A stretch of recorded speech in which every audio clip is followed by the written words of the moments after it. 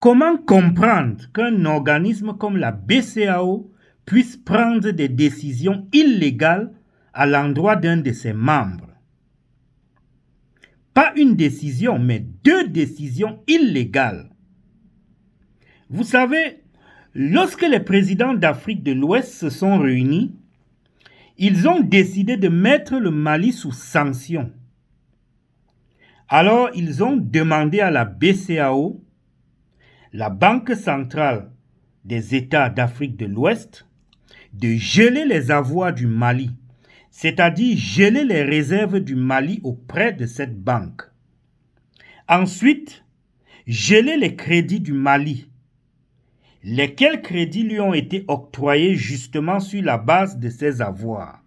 Avant de rentrer dans le détail des sanctions, il est important de préciser que aucun texte, vraiment aucun, que ce soit du côté de l'UEMOA, l'Union économique et monétaire des États d'Afrique de l'Ouest, ou de la BCEAO, la Banque centrale des États d'Afrique de l'Ouest, ne prévoit de prendre une telle décision, laquelle est d'une grossièreté épouvantable. Tout à l'heure, nous allons voir pourquoi ces décisions ont été prises. Parce qu'il est inadmissible qu'un organisme international puisse se tromper de façon flagrante. Il y a des explications à ça. Et nous les verrons tout à l'heure. Geler les avoirs du Mali auprès de la Banque centrale. Vous savez, chaque État a des réserves auprès de la Banque centrale. Geler les avoirs du Mali veut dire bloquer ses réserves. Mais ces réserves, c'est de l'argent malien. Vous imaginez couper le robinet du Mali auprès de la Banque centrale, ce qui peut avoir des conséquences, des répercussions fatales sur le pays. C'est tout simplement impensable. Bloquer les crédits du Mali veut dire mettre le Mali dans une situation qui peut conduire à une cessation de paiement vis-à-vis de ses créanciers. Ce qui aurait des conséquences immédiates sur la réputation de l'État malien. Et l'État malien court le risque d'être inscrit sur la liste grise des États voyous. Le Mali a très bien fait de porter plainte à la BCEAO. Ceci se passe dans une communauté.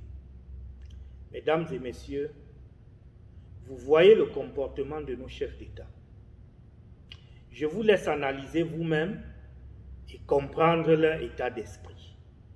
Alors, depuis quelques jours, on note un rétropédalage de la BCEAO qui a compris 2 choses. Premièrement, la honte de prendre des décisions qu'aucun texte ne prévoit.